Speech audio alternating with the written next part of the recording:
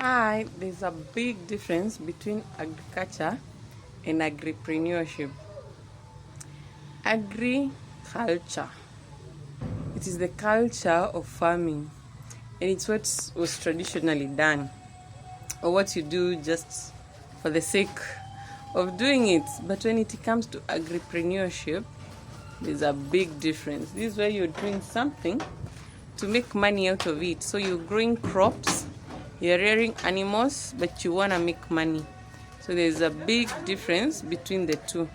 So if you're doing agriculture and you want to transition to agripreneurship, you have to think of your value proposition and the plan from moving from agriculture to agripreneurship. So let me show you some practicals. Here we've started a kitchen garden, but now we're taking it from agriculture to agripreneurship. So we are expanding our production so that we can sell to people around us. Let me take you around.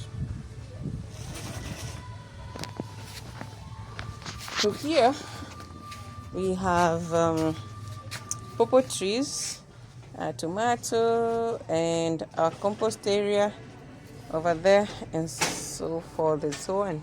So to move from agriculture now to agripreneurship, we would have to think, where can I sell these pawpaw trees or the seedlings, or do I have to wait for the fruits and then sell the fruits? So from that, you're moving from agriculture to agripreneurship. For these tomatoes, we have to think, how can I increase my production so that I'm not just serving my own kitchen, but now I can serve my neighbors and sell to them, right? So if you're growing lemongrass for yourself, now you have to think, how many more can I grow so that I'm not just serving myself, I'm serving more people in my community. Seedlings like this, can I sell them? How much can I sell them? Where can I sell them? Right? If it's composting or just growing black soldier fly larvae, it's not just throwing them there. How can I put them in a way that I'll be able to collect the larvae when they are the pupa, the black pupa, where I'll be able to collect the compost, the black one, flask, and where I can also get to feed chicken with the composted material. So not just throwing out your kitchen waste, rather now you're thinking of how to make money, to commercialize it. Not just growing butternut, but thinking, where am I going to grow to sell the butternut? Can I sell the leaves? Can I sell the fruits? What else can I grow together with the butternut? You see? So we started growing more tomatoes in the way that now we can serve our own household and even expand beyond it. We have cultivated the whole area up to the end, as opposed to where we started with just those tires and a small space here. So now we are expanding our vision. We are growing more managu because we have realized there's a demand for managu.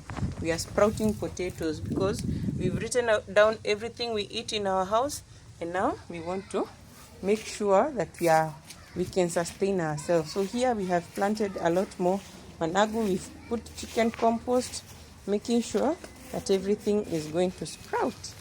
And in addition to landscaping, we've tried to make the front yard look better, not confused. We are also trying to maximize on space, minimize on water usage. For example, having this story garden, which has 3 layers. And so on the bottom layer, we've grown some spinach and rosemary. These are the spinach, those are the rosemary. Here we are growing still spinach and sage. And there we are growing curly kale and managu, mchicha, right? And around it, we'll also plant some onions or some dania.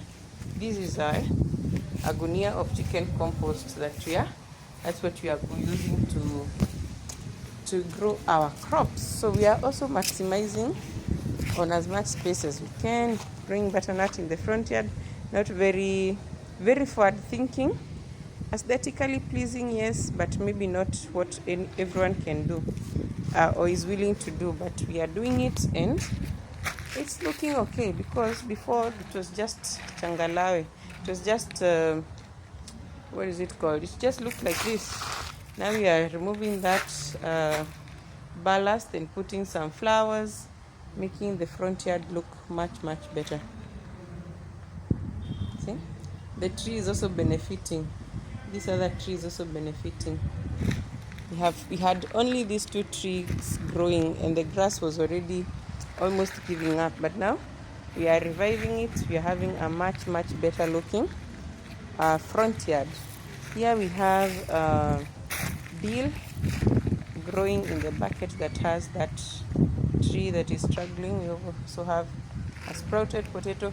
We are growing a lot of things in the same bag. These are avocado, struggling a lot, but they are still growing. Here we have a tomato and a pawpaw doing very well.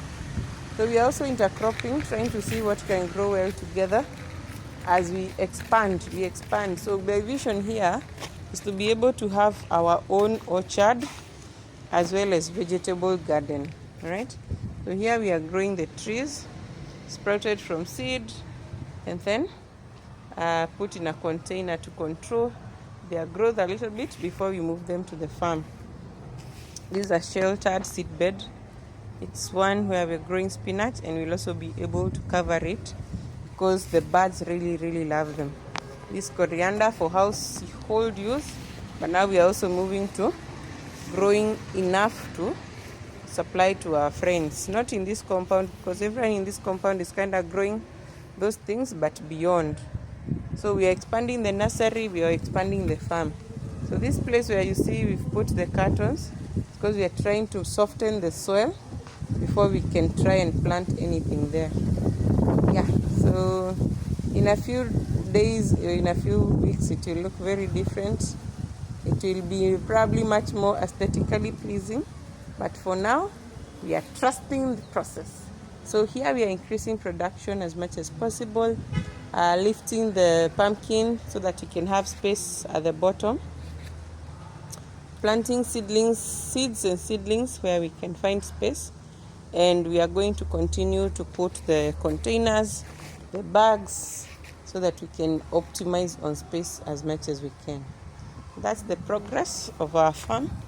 So far so good. This community collaboration of the farm is going so well, and we are already making money. Actually, that's also the motivation for expanding it from agriculture to AgriPRENEURSHIP, because people are already buying the pumpkin greens. We're also drying and crushing it to make powder. We have sold managu and terere and some spinach. So we've realized there's a demand for this thing. So now let's grow them in the right quantities to supply maybe 10 households, and that will be enough. We're also growing carrots. We've listed all the things we use ourselves, and we are finding out how can we grow them. How can we grow our own capsicum? How can we grow our own beetroots? Anything that we are consuming in the house, we are going to try and grow it because it's possible. The people who have grown them and are selling to us have probably also grown in small, maybe not very small pieces of land, but there's always a place where we begin, and this is our origin story. So we're giving it time. In the next few weeks, this terrain will look very different, and we'll be having a bigger variety of fruits and vegetables for our own consumption, and probably to sell to our own people, to our neighbors. Here we have a very big tomato plantation.